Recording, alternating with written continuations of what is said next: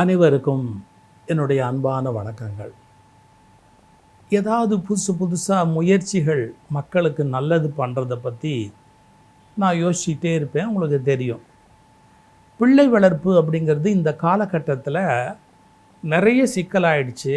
அப்பா அம்மா வேலைக்கு போகிறாங்க, தாத்தா பாட்டி இருக்க முடியல, பள்ளிக்கூடத்தில் பாடத்திட்டங்கள் ரொம்ப கனமாக இருக்குது. அப்புறம் பிள்ளைகள் ஃபோனில் மற்ற விஷயங்களில் அடிக்ஷன் ஆகிடுறாங்க. இந்த சூழ்நிலையில் அவங்க ரெஸ்ட்லெஸ்ஸாகவும் அக்ரெசிவாகவும் பொறுமை இல்லாமல் கோபக்காரர்களாக பிள்ளைங்க இருக்காங்க. பெற்றவங்களும் அதே மாதிரியான ஸ்ட்ரெஸ்ஸு, டென்ஷன், அதாவது மன அழுத்தம், மன உளைச்சல், இவைகளில் அவங்க கஷ்டப்படுறாங்க. அப்போ எப்படி இதை மேற்கொண்டு கொண்டு போகிறது அப்படிங்கிறதுக்காக ஒரு சிறந்த உளவியல் வல்லுனர், மருத்துவரே, மனநல மருத்துவர் அவர் ஐயா திருநாவுக்கரசு அப்படின்னு பேர். நீங்கள் போய் வெப்பில் தேடி பாருங்கள் அவரை பற்றி. அப்போ அவரை அழைச்சி வகுப்பு எடுக்க சொன்னோம்.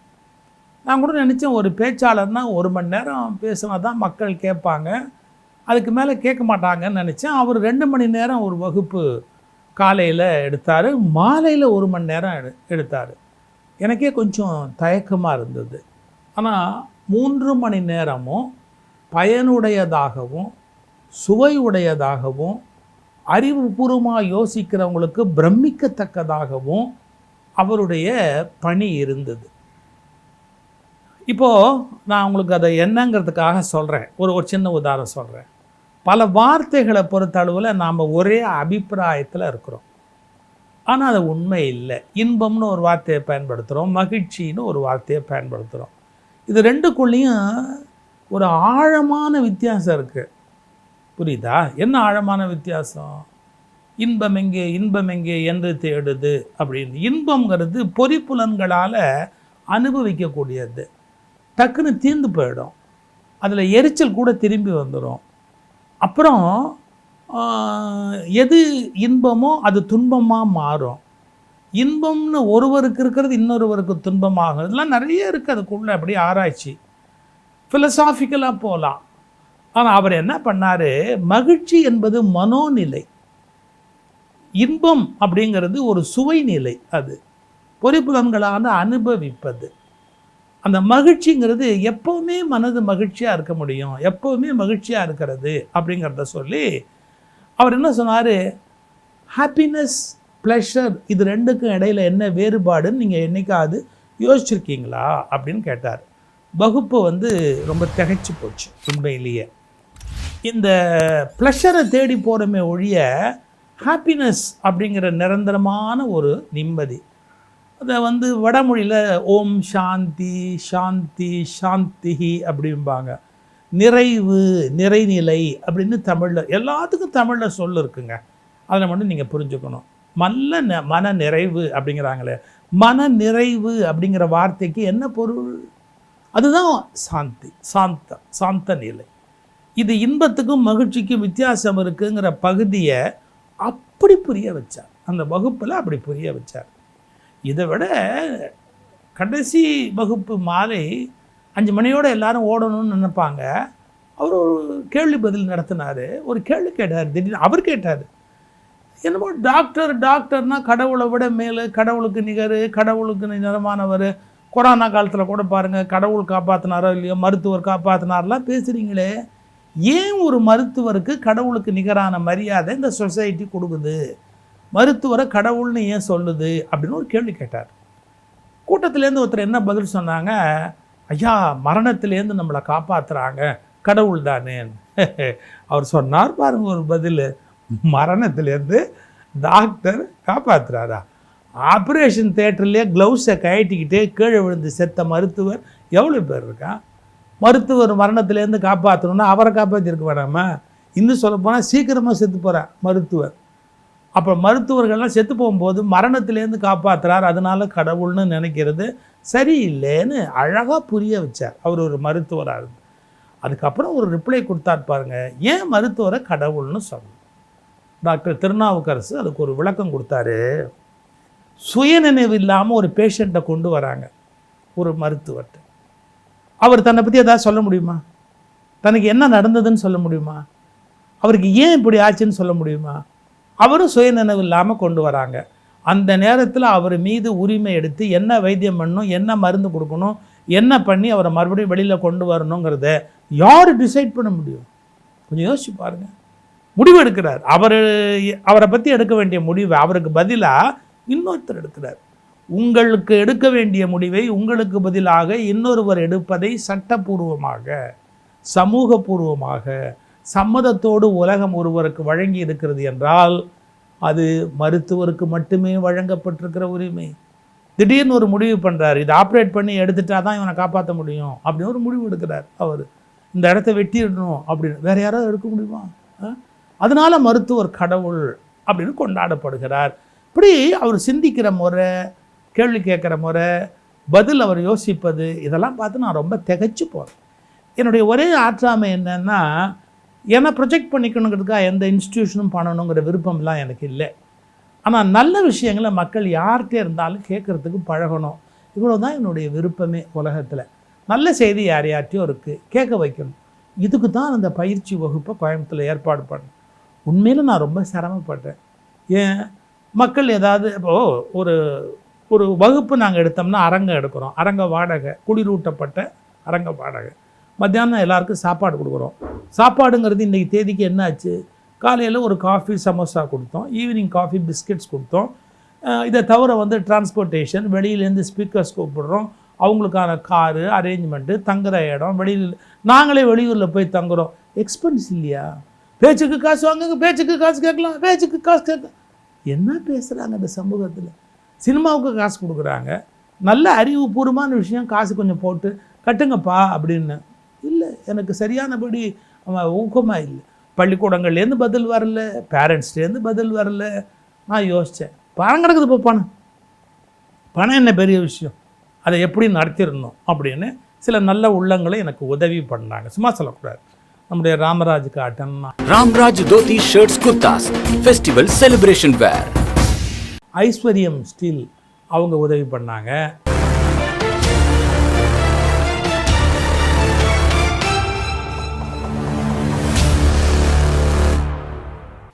ஐஸ்வர்யம் ஹோமு, அப்புறம் கார்த்திபுரம் ரியல் எஸ்டேட், அவங்க இப்படி நிறைய நண்பர்கள் எனக்கு கொஞ்சம் சப்போர்ட் பண்ணாங்க. சாப்பாடை நாங்கள் பார்த்துக்குறோம், ஹாலை நாங்கள் பார்த்துக்குறோம்.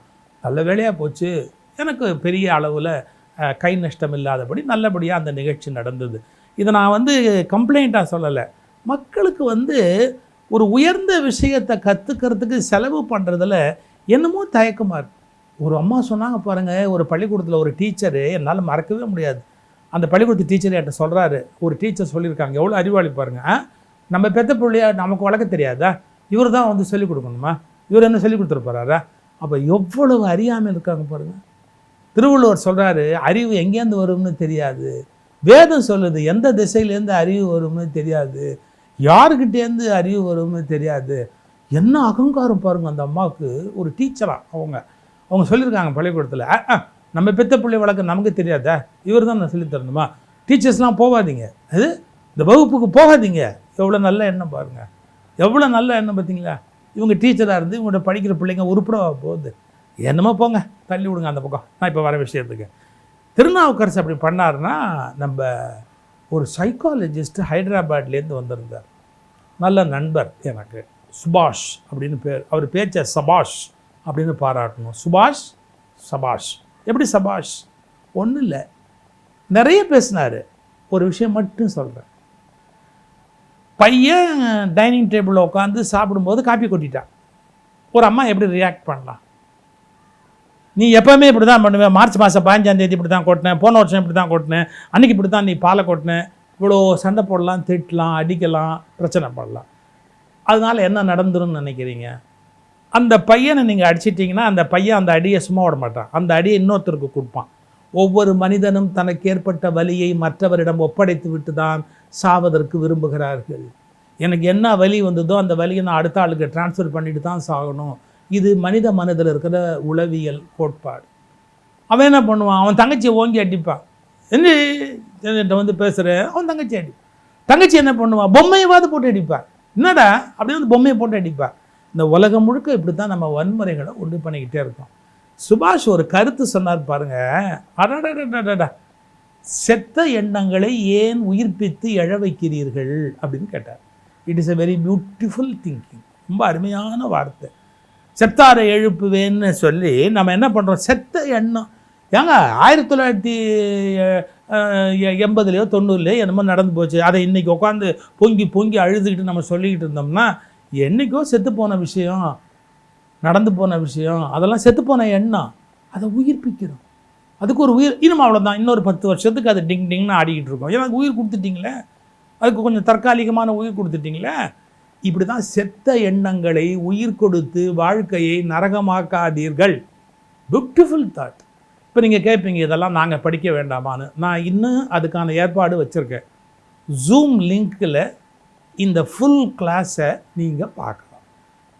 நான் ஒரு முன்னுரை கொடுத்தேன். மருத்துவர் திருநாவுக்கரசு அருமையான ஒரு பவர் பாயிண்ட் ப்ரெசன்டேஷன். பிறகு என்னுடைய அருமை சகோதரி பர்வீன் சுல்தான். பர்வீன் நல்லா பேசுவாங்க, உங்களுக்கு தெரியும். ரொம்ப ட்ராமேட்டிக்காக பேசுனாங்க, பொயட்டிக்காக பேசுனாங்க.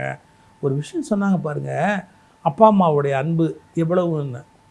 அவங்க அப்பா வறுமையில் வாழ்க்கையோட தொடக்கம், ரொம்ப எளிய வாழ்க்கை. அவர் வார சம்பளம் வாங்கிட்டு வருவார், 50 ரூபா வார சம்பளம் 50 ரூபா. அது வராத சம்பளம், வார சம்பளமோ இல்லையோ வராத சம்பளம் 50 ரூபா. அன்றைக்கி தான் கறி எடுத்து சாப்பிடணும். வீட்டில் எல்லாரும் ஆவலாக இருப்பாங்க, அப்பா இன்றைக்கி வருவார், பணம் கொண்டு வருவார் அப்படின்னு. ஒரு வாரம் கொடுக்கல. அவங்க அம்மாவுக்கு கோபம்னா கோபம், அவ்வளவு கோபம். இவர் கொண்டாந்து பணம் கொடு, கிடைக்கல, என்ன பண்ண சொல்கிற எனக்கு அப்படின்ட்டாரு. முடிஞ்சு போச்சு, எல்லோரும் பட்னி. ஆனால் ராத்திரி இவங்களை எழுப்பி அவங்க அப்பா சொன்னாராங்க, வா, நான் ஒன்றும் சம்பளம் வாங்காமல் வரல, அந்த பையை எடுத்துகிட்டு வா அப்படின்னு. எடுத்துகிட்டு வந்தால் பெரிய புஸ்தகம். நான் வரும்போது பழைய புஸ்தக கடையில் இவ்வளோ பெரிய புஸ்தகம், நிறைய விலை இருக்கும். அந்த புஸ்தகம் 50 ரூபான்னு போட்டிருந்தான். நீ படித்து பேசுகிறதுக்கு பயன்படும், உனக்கு அது பயன்படும்னு தோணுச்சு, வாங்கிட்டு வந்துட்டேன். எப்படி ஒரு அப்பா பாருங்கள். வாரத்தில் கறி எடுத்தால் வீடே சாப்பிட்லான்னு சந்தோஷப்படுறதை விட்டுட்டு 50 ரூபாய்க்கு ஒரு புத்தகத்தை வாங்கி கொண்டாந்து கையில் அப்படியே அதை கண்ணீர் மல்க சொன்னாங்க. ஒரு கணவன் மனைவி அன்புங்கிறது எப்படி இருக்கும். உடம்பு சரியில்லாமல் அவங்க மனைவிக்கு போயிட்டு அவர் என்ன பண்ணுவாராம், தட்டில் உருதுலேயே ப்ரேயரை அப்படியே குங்குமப்பூவில் எழுதுவாராம். அவங்களுடைய நம்பிக்கை, அவங்க மதம் சார்ந்த நம்பிக்கை. குங்குமப்பூவில் அந்த குரான் அந்த பகுதியை எழுதிட்டு அதை பால் விட்டு கழுவி மனைவிக்கு கொடுத்து உடம்பு சரியாக போனோம். அந்த கணவன் மனைவி அன்புங்கிறது. இந்த மாதிரி பல சம்பவங்களை சொல்லி சபை அப்படியே உலுக்கிட்டாங்க, சும்மா சொல்லக்கூடாது. அந்த வகுப்பு அவ்வளவு பயனுடைய வகுப்பு. இதை நான் இவ்வளோ சிரமப்பட்டு உங்கள் முன்னாடி சொல்லிக்கிட்டு இருக்கிறேன், விளக்கிக்கிட்டு இருக்கிறேன். நல்லதெல்லாம் கொஞ்சம் ஆதரிங்க, நிறைய நல்ல விஷயங்களை கேளுங்க. என் மேலே சில பேருக்கு பர்சனலாக ஒரு கோபம் இருக்குது, எனக்கு தெரியும். என் மேலே பர்சனலாக ஒரு சில பேருக்கு ஒரு கோபம் இருக்குது. அவங்க நினச்சபடி நான் இல்லை, இந்த வார்த்தை கவனிங்க, அவங்க நினச்சபடி நான் இல்லை அப்படிங்கிற கோபத்தில் இருக்காங்க. நான் இருக்கணுங்கிற கட்டாயம் இல்லை. நான் நிறைய வைரங்கள் வச்சுருக்கிறேன், இறைச்சிட்டு போகிறேன், வாங்கிக்கங்க, எடுத்துக்கங்க, என்னால் முடிஞ்சது செஞ்சுட்டு போகிறேன். நீங்கள் நினைக்கிற தவறான ஒரு ஐடியாலஜியை என் மேலே திணிக்க நினச்சிங்கன்னா என்னால் முடியாது. ரைட், அதை அப்படியே விட்டுருங்க. இப்போ நாங்கள் என்ன பண்ணியிருக்கோம், இந்த வகுப்பை கேட்கணும்னு நினைக்கிறவங்களுக்கு ஒரு வழி இருக்குது. அவங்க இதுக்கு கீழே இருக்கிற ஒரு இணைப்பு இருக்குது. இணைப்புனா ஒரு தொடர்பு எண் இருக்குது. அதை தொடர்பு கொண்டு அவங்க வெறும் 200 ரூபா அவங்க வகுப்புக்கு கட்டணம் கட்டணும். கட்டுனா இந்த ஜூமில் இது இருக்கும், அவங்க படிச்சுக்கலாம். அவங்க எப்போ முடியுதோ அப்போ கேட்டுக்கலாம். விலை மதிக்க முடியாத பெற்றோரியம் பற்றிய ஒரு வகுப்பு. பேரண்டிங், ஆர்ட் ஆஃப் பேரண்டிங், பிள்ளை வளர்ப்பு, நீங்கள் நினச்சே பார்க்க முடியாத சைக்கலாஜிக்கல் உண்மைகள் நூற்றுக்கணக்காக அடங்கி இருக்கக்கூடியது. பவர் பாயிண்ட் ப்ரெசன்டேஷனோட, நிறைய வீடியோவோட, அருமையான உணர்ச்சி பொங்குற பேச்சோட. இந்த மாதிரி ஒரு வாய்ப்பு கிடைக்கிறதுங்கிறது ரொம்ப கஷ்டம். தயவுசெய்து ஜூமில் இணைஞ்சு உங்களுக்கு நேரம் இருக்கிற போது, கட்டாயமே இல்லை, மெதுவாக நேரம் இருக்கிற போதெல்லாம் இதை கேட்டு நீங்கள் சிந்திச்சிங்கன்னா வாழ்க்கை நல்லாயிருக்கும். எல்லாமே எனக்கு தெரியுங்கிற அகங்காரத்தோடு தயவுசெய்து பல பெற்றோர்கள் பிள்ளைகளை வீணாக்குறீங்க. எல்லாமே எங்களுக்கு தெரியும் அப்படிங்கிற எண்ணத்தோட எதுவுமே தெரியாமல் வீணா போகலாமா? திருவள்ளுவர் சொன்னார், என்னே ஒருவன் சாந்துணையும் கல்லாதவார். Until death you have to learn. திருவள்ளுவருடைய வார்த்தை. சாந்துணையும் கல்லாதவாறு. பாருங்கள், ஜூமில் இணைஞ்சு எப்படி சேரலாங்கிறதுக்கான விளக்கம் கீழே இருக்குது. அதில் ஒரு தொடர்பு எண் இருக்குது, ஒரு மெயில் ஐடி இருக்குது. அதுக்கு நீங்கள் மெசேஜ் அனுப்பலாம். வாட்ஸ்அப் மெசேஜ் மட்டும் அனுப்புங்க. ஃபோன் பண்ணி தொந்தரவு பண்ணாதீங்க. வாட்ஸ்அப் மெசேஜ் அனுப்புங்க, மெயிலுக்கு அனுப்புங்க. அவங்க உங்களுக்கு இதுக்கான வழிமுறைகளை சொல்லுவாங்க. அதன்படி வெறும் 200 ரூபாய் அதை நீங்கள் சேர்ந்தீங்கன்னா அந்த முழு வகுப்பையும் நீங்கள் பார்க்க முடியும். அது நீண்ட காலம் உங்களுக்கு பயனுடையதாக இருக்கும். தயவு செய்து பயன்படுத்தி